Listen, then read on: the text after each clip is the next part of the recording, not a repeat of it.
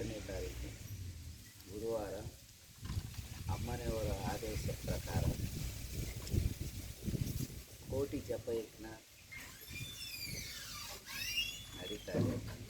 ಅದರ ಆ ಕಾರ್ಯಕ್ರಮದಲ್ಲಿ ಸದ್ಭಕ್ತರೆಲ್ಲ ಭಾಗವಹಿಸಿ ಕೋಟಿ ಜಪಯಜ್ಞ ಕಂಪ್ಲೀಟ್ ಮಾಡಿ ಅಮ್ಮವರ ಆಶೀರ್ವಾದ ಪಡ್ಕೊಂಡು ಬೇಕೆಂದು ನಮ್ಮ ವಿನಂತಿ. ಈಗ ಜಪಯಜ್ಞ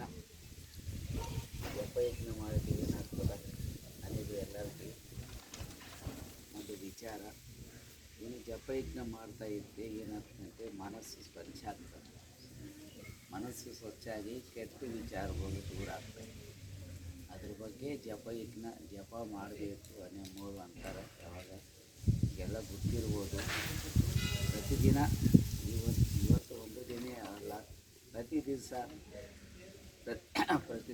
ಜಪಯಜ್ಞ 108 ಆಗಲಿ, 1000 ಆಗಲಿ, 500 ಆಗಲಿ ಎಷ್ಟನ್ನು ಮಾಡಿಕೊಂಡು ಕಾರ್ಯಕ್ರಮಕ್ಕೆ ಹೋಗ್ತಾ ಏನಾಗ್ತದಂತೆ, ಪ್ರತಿದಿನ ಏನೇನು ಮನಸ್ಸು ಸ್ವಚ್ಛ ಆಗ್ತಾ ಇರ್ತದೆ. ದುರ್ವಿಚಾರಗಳನ್ನು ದುಶ್ಚಟಗಳನ್ನು ದೂರ ಆಗ್ತವೆ. ದೇವನ ಅನುಗ್ರಹ ಪಡ್ತಾರೆ. ಎಲ್ಲರೂ ಕೂಡ ಮನೆಯಲ್ಲಿ ಇಟ್ಟು ಕೂಡ ಜಪ ಮಾಡಿಕೊಂಡು ದೇವರ ಅನುಗ್ರಹ ಪಡಿಬೇಕು. ಜೊತೆಗೆ 6 ಗಂಟೆಗೆ ಪೂಜೆ ಸ್ಟಾರ್ಟ್ ಆಗ್ತದೆ. ಅಮ್ಮವ್ರ ಸಿಂಹಾಸನ ಅವತ್ತೇನಂటే ಅಮ್ಮವ್ರ ಸಿಂಹಾಸನ, ಅಮ್ಮವರು ಕುಂತ ಲಿಂಗ ಎಲ್ಲ ಆವಾಗ ಸ್ಥಾಪನೆ ಮಾಡಿದ್ದಾರೆ. ಅದ್ರ ಬಗ್ಗೆ ಕೋಟಿ ಜಪಯಜ್ಞ ಅದು ಅವತ್ತು ನಡೆಸ್ತಾ ಇದ್ದೀರಿ. ತಾವೆಲ್ಲರೂ ಕೂಡ ಆ ಕಾರ್ಯಕ್ರಮ ಕೂಡ ಭಾಗವಹಿಸಿ ಜಪಯಜ್ಞದಾಗ ಪಾಲ್ಗೊಂಡು ಅಮ್ಮವರ ಆಶೀರ್ವಾದ ಪಡ್ಕೊಂಡು ಹೋಗ್ಬೇಕು. ಜಪ ಮಾಡಿದ್ರೆ ಸಂತೋಷ.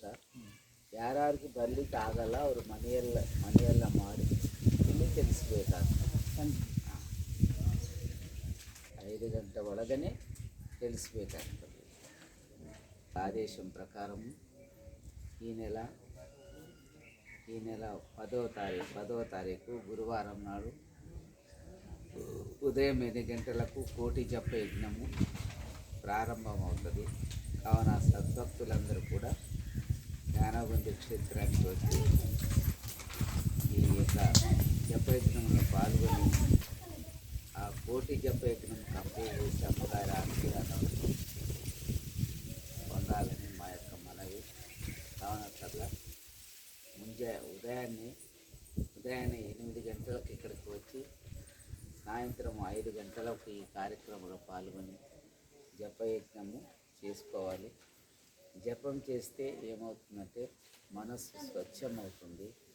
స్వచ్ఛమయ్యి ఏవైతే దుర్వ్యసనాలు కానీ, దురాలోచనలు కానీ అలాంటికి అవకాశం లేకుండా జపయజ్ఞము అవకాశం కల్పిస్తుంది. కాబట్టి ప్రతి ఒక్కరు ఈ సదవకాశాన్ని ఉపయోగించేసుకోవాలి. ఈ ఒక్కరోజే కాదు, ప్రతిదినం వాళ్ళ యొక్క గృహాలందే ఉండి ఉదయం కానీ, సాయంత్రం కానీ, ఒక 108 కానీ, ఒక 500 కానీ, ఒక 1000 కానీ జపం చేసి ఆ కార్యక్రమాన్ని అంతా కూడా అలవర్చుకోవాలని అమ్మగారి యొక్క ఆదేశం. కాబట్టి ప్రతి ఒక్కరూ ప్రతినిత్యము ఈ జపయజ్ఞాన్ని పాటించేదానికి అందరూ కూడా పాటిస్తూ భగవంతుని యొక్క అనుగ్రహాన్ని పొందాలని మనకు